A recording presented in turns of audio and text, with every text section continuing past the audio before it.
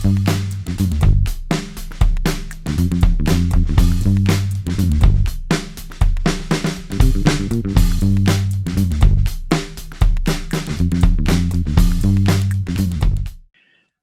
and welcome to Unplanned, the show about cities and how they work. I'm Sam, your host, and today we get a great opportunity to talk to a wonderful person who's done a lot of work in Boston in all kinds of ways, Rick Dimino, who is the president of A Better City. And we're going to learn all about that organization, and we're going to learn all about the work that Rick's doing and some of the work that Rick has done. And it's just a real pleasure to have him on Unplanned. So Rick, welcome to Unplanned. Thank you, Sam. It's a pleasure to be on, and I'm looking forward to this conversation. Well, it's a real joy. So why don't we start with your day, what I like to call your day job, which is A Better City, this organization that does a lot of work in and around Boston, the region. It's got a planning focus to it, I think. But why don't we start with that? Just tell us what is A Better City. Well, in Boston and in Greater Boston, we're very fortunate that there's a collection of business leaders that really represent the economic drivers of Massachusetts that have formed this organization.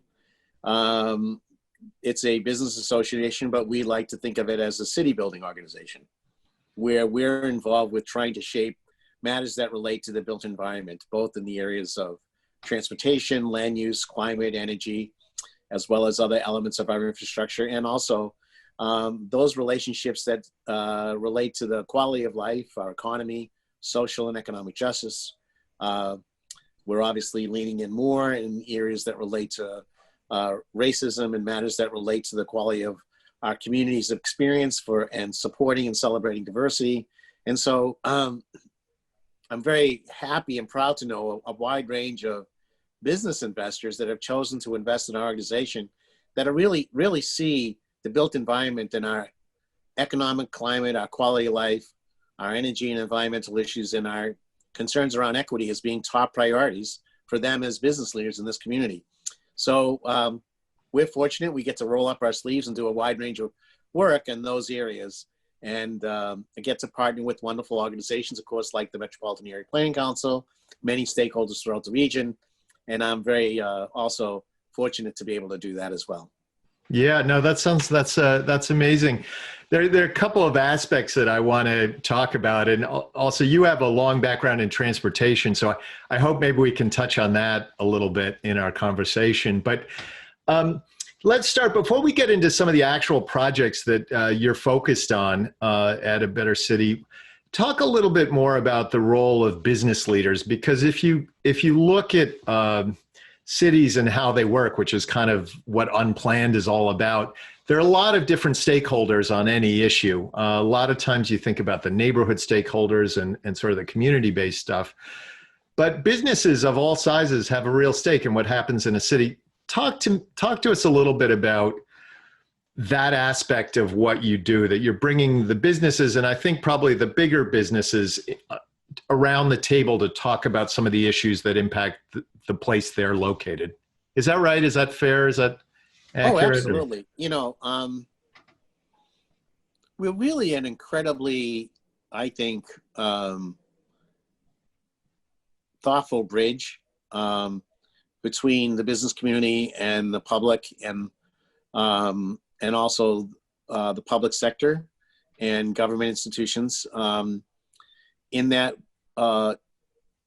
those that really care about the economic climate and the opportunity to drive economic future really see a direct relationship to those things that sustain the quality of life and the day-to-day livability of the environments that they're doing business in. And I think that's enlightened thinking. In a way, it's kind of enlightened self-interest. And what I learned is that there's such city building organizations in many places in the United States. Two that I like to refer to. One is the Regional Plan Association in New York, and the other one is called the San Francisco Planning and Urban Redevelopment Association in San Francisco. Actually, Chicago, I should say three. The third one has a Metropolitan Area Planning Council. Believe it or not, Sam, it's very different. It's more of a nonprofit as opposed to a government organization. And They have a cross-section of business leadership. The San Francisco organization is more grassrooty, you can imagine. And the New York one was started in 1928 and actually helped New York move out of the challenges associated with coming out of the Depression. So, and I think there's about 40 such organizations across the country. I like to think as ours is one that's effective and strong, and been engaged with some opportunities where we've been able to be good partners and good colleagues, and working with both the neighborhoods and the communities that we work with, but also with the elected officials in the private sector. Now, when you can get those types of forces working together, then you usually can actually see outcomes that are directly related to the public's interest as well as to our economic interests. So that's kind of the marriage that we're always looking for. And it's a great place to be, because at the end of the day, being a former public official, I still get to have a very important part of the work that we do really lean in on the public's interest. Well, that's all of that's so fascinating. And I guess the angle that I want to just tease out a little bit more, pull on the thread a little bit more, is getting all those players not just into a room together. I assume that's part of the challenge, but then actually getting them to focus and work on the same issues or see things enough in the same way that you could actually get anything done.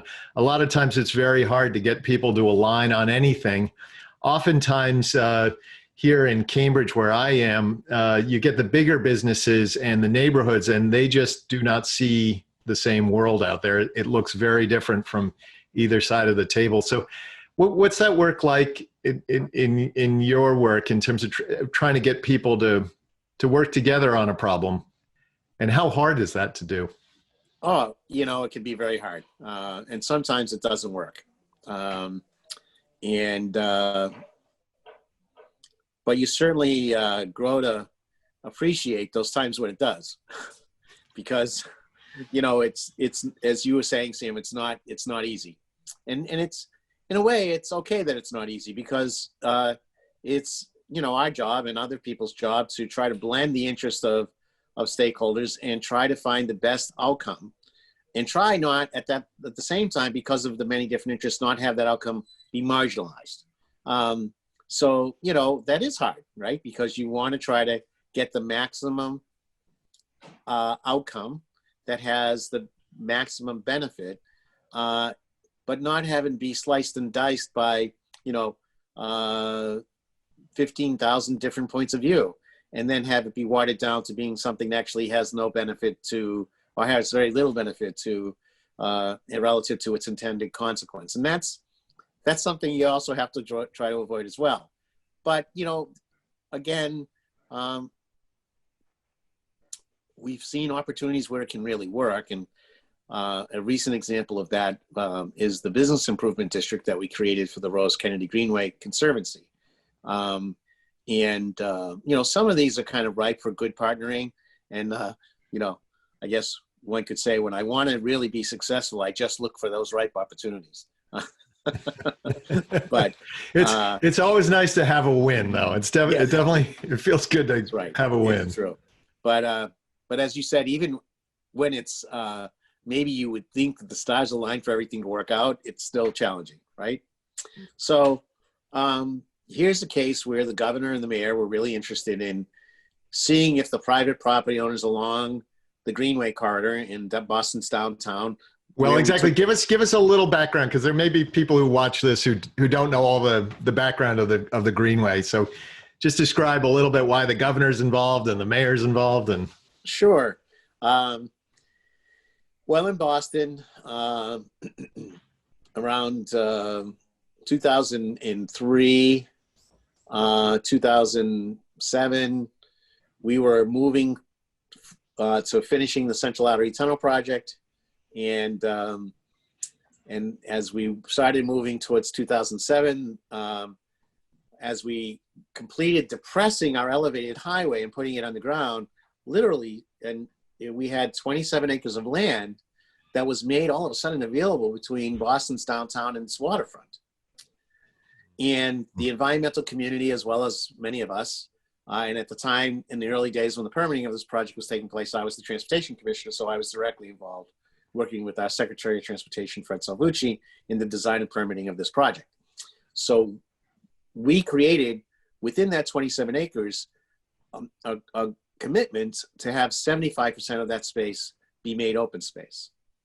And as that space was being finalized, we needed to find the custodian of that space so that that beautiful open space could be taken care of by a wonderful organization that would think about it every day. And let's just take a pause there on the planner's side to recognize that you're creating open space in the heart of a downtown in 2000, which is, you know, kind of unheard of. I mean, the opportunity is unbelievable to think about it. Oh, absolutely. And there you are, you're creating it. But sure enough, so there it's going to be, and you had to figure out how to manage it, right? Yeah, I was, again, I had a very fortunate career in terms of the kinds of transformative opportunities that I've had in terms of city building. And I'm, you know, also very fortunate that I got to work with elected officials that were inspirational and willing to be there to move big things, Sam. And it's sadly a culture that we're not currently experiencing, which maybe we'll get into later in this program. But relative to this particular matter, we, and I, you know, obviously give Secretary Salvucci a lot of credit, and Governor Dukakis and the mayor that I work with, Mayor Flynn.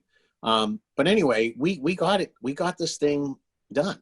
And, but, you know, with any good piece of infrastructure, you have to think about the operations and maintenance and the ability to take care of it over time. And so the community was smart enough to figure out that we needed a single purpose entity. In this case, it was called the Rose Kennedy Greenway Conservancy. And for those who might not know, Rose Kennedy was the mother, the wife of Joe, and the mother of all the Kennedys that we all know from American history. That's right. And so she was celebrated reasonably. And, you know, Senator Kennedy had a big deal relationship to helping us be able to move forward on this project. And you know, the new tunnel that we created is called the Tip O'Neill Tunnel. So, you know, here's those two. Keep it local. Keeping it local. Right. Two giants, if you will, in the political landscape of the United States. And anyway, so honoring Rose was the right idea.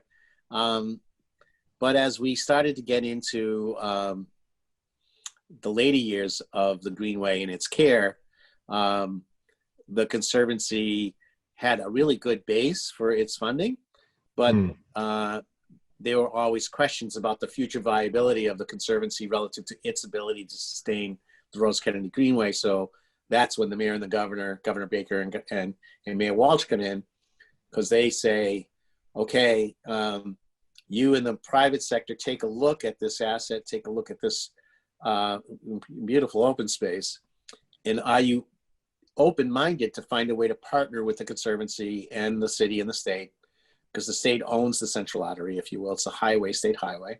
The city is the kind of a jurisdiction in which the park sits within the geography of. And so we took that interest. And by the way, we had as I said, our organization got started in 1989. There's been a Central Artery open space corridor planning group in place in the business community since 1989, if you can believe it. Yeah. So the notion of kind of thinking about the care of the space was a natural for a better city. So I convened all the relevant property owners. Massachusetts has a state law that allows for business improvement districts to be created. We looked at what the envelope of what that law had to say and how you would shape it. And then we started to take the necessary legal and technical and community organizing steps and financial arrangements to make that happen. And we worked closely with the governor's office and the stakeholders and the Conservancy and with the business community that was involved with this in the mayor's office. And that, again, getting back to your initial point, is a perfect example of this partnering. Right. Because there's a private sector, the public sector. We had the North End and the North End, Chinatown, the Wharf District. You know, these folks wanted to know about these new kids in town that were going to have a formal role regarding this project. And make sure, again, the public's interest was being taken into serious consideration. So that's a very concrete example of public-private partnering. Yeah, and I also want to just add to that, just for all those planning students out there, when you do it at a big scale, just how complicated it can be and how many players are involved, and there's always a legal overlay or underpinning to it that you have to work through. And they're big interests. There's a lot of money that gets involved, and it can be hard to move it around. But it sounds like you did it. You were able to do it. Yeah, that's interesting, Sam, that you brought that up, especially as it relates to our students, right? For 17 years, I got to be a lecturer at the Graduate School of Design at Harvard, and one of the courses that I taught was in project management and development. And the students were always very curious for the first module of the course, being a theme around stakeholder management and stakeholder engagement. And they wondered, why wasn't I getting right into the financing of a project or the Gantt charts and the technology associated with project management? Why am I starting off with stakeholder management and engagement? Yeah. Well, basically, I let them know that if you don't get that right, you don't have a project. Right. Let's talk about another big one that I think are right in the middle of, or at least trying to get right in the middle of, and that's the, so now we're going to go to a specific project that's ongoing right now, and that's the I-90 Alston. And I have very little knowledge specifically about it. What can you tell us about that? It sounds like you're getting right in the middle of it, or you're already in the middle of it. What can you tell us? So the Mass Turnpike and then the Alston extension was part of a highway intervention that started back in the 1950s. And the extension was later to come on I think it was in the early 60s. And it was designed to be a highway. It ultimately, thank God, had interstate characteristics, and it was the preeminent toll road in Massachusetts, and it was done under the context of this notion of a toll road. And this particular section of the highway is a one long bridge that cut through a number of neighborhoods, and also separated the Charles River from the community. And so it was during the heyday of highways and waterfronts partnering to create urban scars and critical urban fabric in our cities. And I could go on forever regarding that history. Yeah, no, it's fascinating, but it is. But yeah. So that happened, and then all of a sudden, reasonably, this highway that's actually a bridge begins to deteriorate, and it's really in bad shape, and it needs to be rebuilt. So a big question comes up, and the tolls aren't needed anymore because we have technology where we don't need tolls. So this area where there's a big interchange and a toll booth and a section of bridge that's pretty long needs to be totally rebuilt. And you could fix it in place, no thank you, which is, kind of like taking 1950s, 1960s highway design and basically putting new life into it, which is really a miserable idea.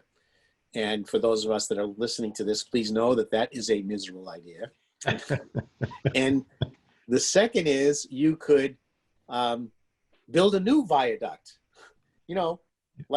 Let's keep the viaduct there, but let's build one that's bigger and wider because of new regulations than the one that's there. Taller, wider. Yeah, baby. No thanks. Again, not a good idea. Yeah. So, and as you know, there's probably about, for those that listening, in this area called Beacon Yards, there's about 200 acres of economic opportunity. And a way to kind of recreate, if you will, a whole new neighborhood within the city that's integrated into the Alston-Brighton community as well as into Cambridge. And that's just the city building opportunity that, places around the world are all envious about. Right. So when you're looking at a highway intervention that can kind of capitalize on this city building, urban fabric building, environmental sustainability. Excuse my dog. So anyway, you don't want to pass up an opportunity to really use a transportation project to help catalyze transformational city building, and then lean in on all the good things that we know about how we should use transportation to address environmental issues, improve pedestrian and public access to public spaces. Here we have a chance to reconnect the Charles River to neighborhoods that haven't been connected for years. There's all kinds of wonderful kind of city planning goals and objectives that can be achieved here, including improving, enhancing transit, et cetera. So my board got extremely excited about maximizing those opportunities. Yeah. So we decided to design an all-at-grade approach that didn't have us kind of condone, if you will, the bad design and thinking of the past. Leaned in on 21st century thinking, kind of focusing on the pedestrian and bicycle relationship, focusing on connectivity to the river, focusing on the relationship to land use and the urban environment, focusing on getting rid of a visual barrier. You can see why these interests, again, public interest and economic interest, come together and put us in a position where we proposed our own all-at-grade alternative that just recently got adopted as a formal part of the environmental process that Mass Pike approved. So you could say we're in the middle of it. Now, the reason why, so that's the good news of being in the middle of it. We are a proponent working together very closely with Mayor Walsh and the city of Boston. And I got to give him and their team incredible amount of credit, because without their help, we would have never been able to forge a real strong and ultimately adopted what's called modified all-at-grade. So that's great. The tough part is that, you know, there's people, and sadly at this point, MassDOT, that still need to be convinced, and Federal Highway Administration that need to be convinced that this all-at-grade approach is really the best way to go. We spent a lot of time over the last few months building consensus. And the good news is that we really came to a wonderful place regarding building substantive consensus on this all-at-grade approach. The challenging part is that the state is not there yet. And that's why I wish I wasn't in the middle of this. Usually, I mean, we find ourselves in numerous occasions partnering with the state to do a wide range of things. And for some reason, which I really can't understand, they're still concerned about and interested in building another highway elevated structure here. And, oh my gosh. You know, and that sounds like that's like a begin. I mean, that's a 1950s argument. Like, how do you cover all that ground to say it's not 1951 anymore, 1954 or whatever? Yeah, that's right, Sam. And you know, I have great respect for our colleagues in the state transportation agencies. I have obviously great respect for Governor Baker, but they're missing out on a legacy opportunity here. And you know, I think that our proposal is less costly than a highway viaduct. They happen to say that the costs are neutral. We'll have to agree to disagree on that. I think that there's certainly no question that the life cycle cost of a at-grade structure is definitely different than an elevated structure. So even if we wanted to appeal to kind of whatever fiscal conservative nature you might have, I think we win on that argument. And I think we win on the arguments associated with what's in the best interest of how a transportation project can still be a great transportation project, but a great city building project that's more aligned to the 21st century. I do want to ask you about the T, but we're not going to talk about the T. Maybe we're going to save that for another conversation at some point. But you have a long history in transportation. You obviously you were at the city of Boston. You were there when the big dig was happening, at least when it was kicking off, and you've seen all that. And we mentioned briefly in the beginning of this talk about the sort of the state of investment and infrastructure and the sort of care and concern that we're seeing or not seeing at the federal level and all the way across the board, maybe.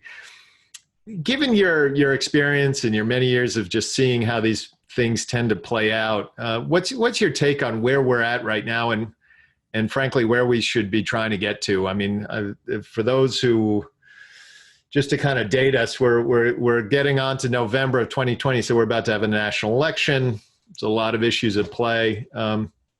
where should we be pointing ourselves, trying to point ourselves at any rate? Well, there's commission after commission that have worked with presidents and Congress that continue to amplify and indicate that the infrastructure in this country is woefully underfunded. We're talking, trillions of dollars of a gap relative to just the state of good repair of our infrastructure here in the United States. For one of the strongest economies globally, and for one of the most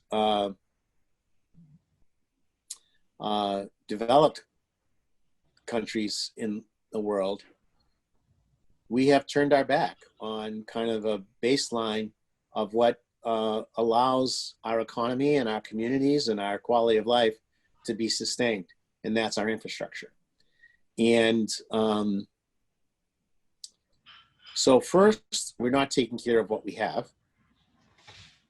Second, we're definitely not advancing our future relative to the kind of investments that we should be looking at, which is really sad because, why is it the case that high-speed rail, for example, is something that we could only purchase if we ever get our arms around the idea, but the companies are only going to be from Europe or Asia that do the work?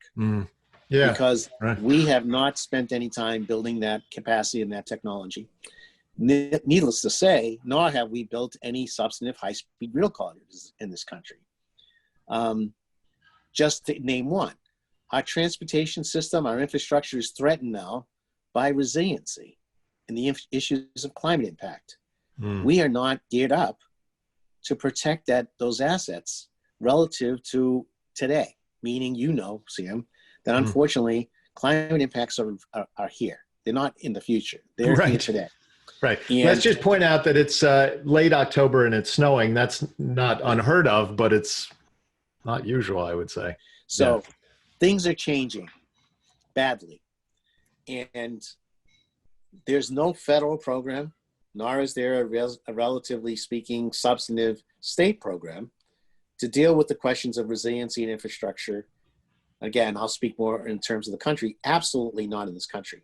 And in the meantime, the Highway Trust Fund, which is the trust fund that was supported by the gas tax and still is, but it goes bankrupt every year. Right. We are now using the general revenues of the United States Treasury to offset the cost of our transportation infrastructure and our highways because we never decided to do anything to replenish that revenue stream in a way that's keeping up with our costs. And then the whole issue of innovation and technology, sadly not getting the kind of attention it needs. We could be one of the most entrepreneurial economic centers in this regard, and we're not because we're not doing what we need to do. I was just recently on a call with a colleague from the Netherlands, right? Yeah. Sam. That's looking at new technologies regarding moving freight in the Hyperloop.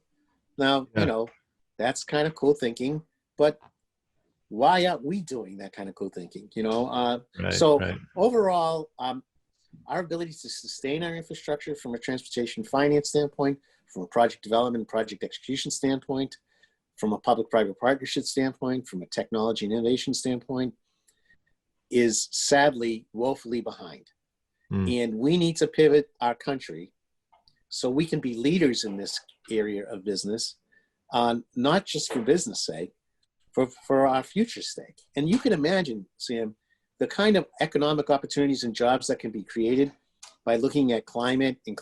Oh, I know. It's huge. I mean, you think of the impact and then you think of what we could, if we were creative and investing and willing to tackle it, what we could do in that space. Yeah. I mean, and that would be there for generations to come. And we'd be doing something to help those generations not have to maybe deal with the plight of climate impact so bad. Exactly right. Yeah. Right. So, we might actually be able to address the issue somehow too. Right. We could put bread and butter and food on people's table and at the same time be taking care of our future. Yeah. It's just, again, as in my old neighborhood in East Boston, it should be like a no-brainer. Yeah. Well, Rick, on that note, why don't we wrap up this conversation on Unplanned, I sincerely hope we can get you back on. I'd love to talk about the T. I mean, there's so many issues connecting the western part of the state to the Boston region and all those issues around rail. I mean, so much, the north-south rail link, so much to talk about. Yeah, sure. The I'm history of happy the to talk to Big you, Dig. Sam. Yeah. Well, I never thought I'd be, the guy that's, slightly older talking about these things in this long-term context, but I am now that guy. And I guess I could say that I'm fortunate that I got to be involved when I was a kid. So but Sam, you've been part of that as well. And, Well, I play a tiny, tiny, tiny role, but I part of what I enjoy is being a part of those meetings, those discussions, and hearing the wisdom in the room is just, I mean, that's what makes it interesting for me. Yeah. Yeah, me too. I learned from all of our colleagues, and of course you too, Sam. And thank you so much for inviting No, it's a me. great pleasure. Thank you for being on Unplanned. Real joy. Okay, happy to do it again.